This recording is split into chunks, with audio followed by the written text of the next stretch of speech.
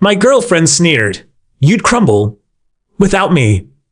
I responded, really? Then I accepted the overseas promotion, secured temporary housing, and arranged mail forwarding. When she arrived at my old apartment, with a rehearsed speech, a stranger opened the door. I'm Daniel, 35, male, and I've always seen myself as capable. As a structural engineer for a global corporation, I oversee intricate infrastructure projects demanding precision and planning.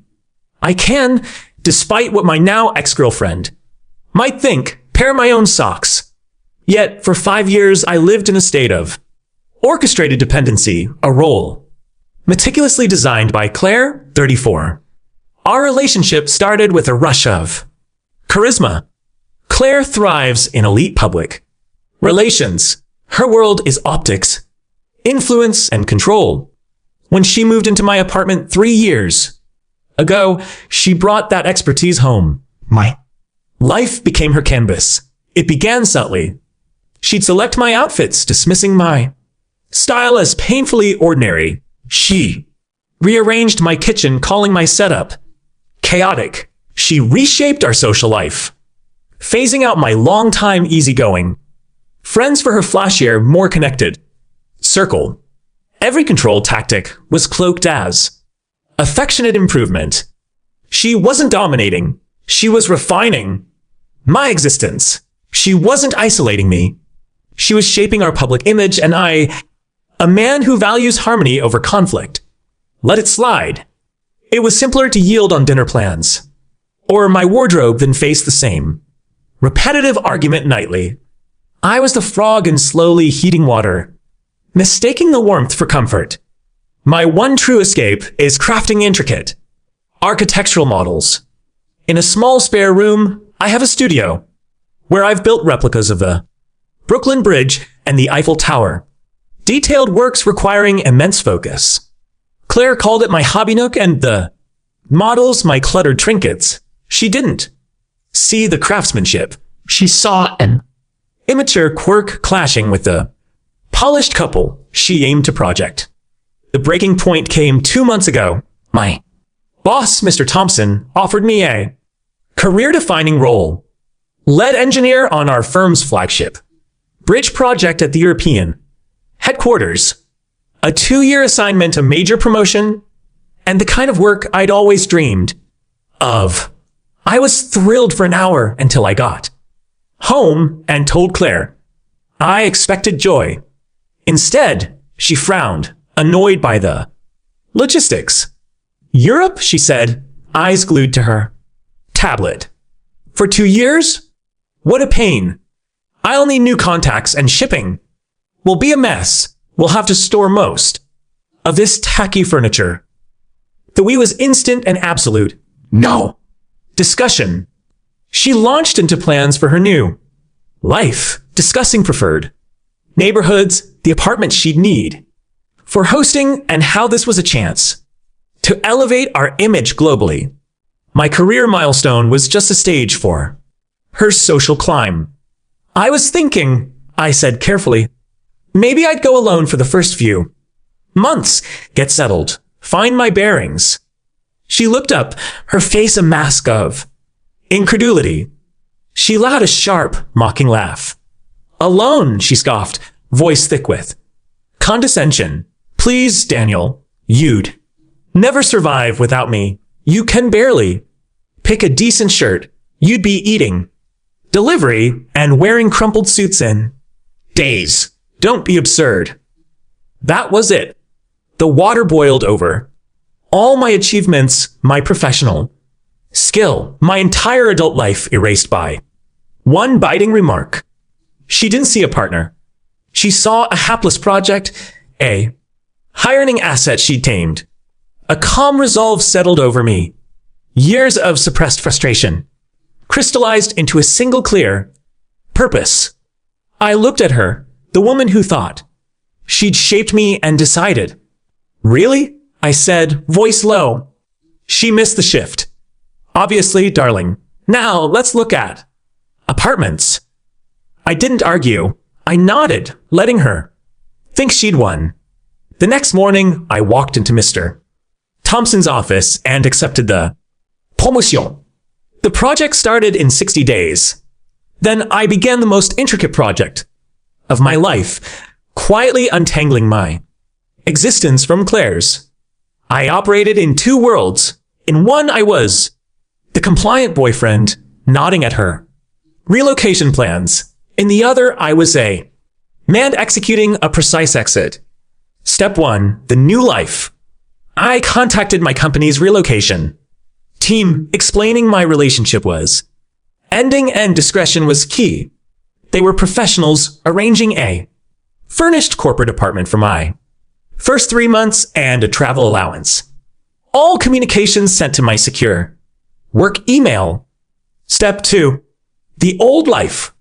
I gave my landlord 60-day notice to end my lease, solely in my name, expiring August 15th. My flight was booked for August 14th. Evening. I used a service to find a new tenant who signed a move-in on August 16th. The apartment would no longer be mine after I left. Step 3, the possessions. This was the trickiest part. I hired movers recommended by my company with clear instructions. My personal items, clothes, books, and especially my models were to be professionally packed for international shipping. Claire's belongings were to be packed with care and moved to a high-end, climate-controlled storage unit in her name. I paid 3 months in advance. I told her relocation experts were coming to assess our move. Her arrogance was my cover. She was so focused on her European debut, she never checked the details. Step 4, the digital trail. I filed a mail forwarding request with the post office. I bought a new phone set to activate with a new number upon leaving. The final weeks were surreal. I'd come home to Claire showing me photos of Amsterdam bistros while I'd just confirmed shipping details on my lunch break. The most cathartic part was packing my models. I crafted custom foam cases, carefully wrapping each structure. One evening, Claire glanced into my studio. Still messing with your little trinkets? Daniel? I need input on the new apartments. Color scheme. Just securing my old sketches, I said. Voice even. On August 14th, my flight day, the movers had finished. My items were on a ship crossing the Atlantic. Her things were in storage. The apartment was bare. Claire was at a farewell brunch with her friends, planning to meet me at 6 p.m. for our shared flight. At 4 p.m., I stood in the empty apartment. I photographed the storage unit key and access card left at the facilities office in her name. I texted her the image, address, and unit number. Then I dropped my old phone in an airport recycling bin. I boarded my flight, activated my new phone, and watched the ground disappear. No anger, no sorrow, just the steady hum of a new life beginning. It's been 3 weeks since I landed. My new city is vibrant chaos, my corporate apartment sleek and quiet. The job is more demanding than I'd hoped. The freedom is exhilarating, but overwhelming. For the first week, I'd wake in a panic, half expecting Claire to barge in and reorganize my life. I didn't wait long to learn her reaction. After 48 hours, my old backup email became a battlefield. Her messages and those from her friends and mother traced the fallout of a distant explosion. She likely finished her brunch, tried my dead phone, then saw my text about the storage unit. Confused, she'd have gone to the apartment at 6 p.m., ready to whisk her helpless boyfriend abroad. Instead, a new tenant answered. I imagine her pushing past, demanding to know why he was in her home, then the slow horror as he explained his month-old lease. Her world, so carefully curated, unraveled on a stranger's doorstep. Her first email was raw fury demanding where I was and what I'd done with her. Things. Later messages mixed threats, pleas, and accusations. Her friend Emma played. Enforcer calling me a villain who'd left Claire broken and homeless. Her mother tried guilt, saying this wasn't the man she knew, but the real. Escalation, the dirty move I'd anticipated, came via my new HR department. My boss, Mr. Thompson, called me in. Daniel, we got a troubling call at your old office. A woman claiming to be your fiancée. Claire said there was a critical family emergency, your father's health. She was frantic, demanding your new contact and flight details. My blood chilled. My father's fine. Thankfully, Mr. Thompson said, our team followed protocol. Given your confidential relocation request, they flagged it as suspicious and withheld information. They said they'd contact you in a true emergency. She hung up. I explained everything. The controlling relationship, her you'd crumble comment. My choice for a clean break. He was supportive, but it showed how far she'd go. Days later, a call came to my new work phone from an unknown number. I had to face it. Daniel, it's Emma. Her voice was sharp. You need to fix this. Claire's crashing on my couch. Her life's wrecked because of you. She can't even get her favorite dresses because you hid them. I took a breath. Hello, Emma. There's nothing to fix. Claire's life is her own. She was a guest in my apartment, which I no longer lease. Her things aren't hidden. They're in a storage unit. She has the key and address. A guest, and she can't just get her stuff. She needs ID for the access list. And you didn't add her. You're unhinged. An oversight, I said. I've emailed the facility to grant her full access. It's handled. Handled? She scoffed. You destroy her life and an email fixes it? She gave up everything for you. What did she give up, Emma? I asked. Her job, her friends. She lost my apartment and income. Let's be clear about her priorities. You're a cold, manipulative coward, she said. Is it manipulative to take a promotion? I replied. Is it cold to leave a relationship where I was called incompetent? She made her view clear. I acted on it, sparing her the burden of managing me.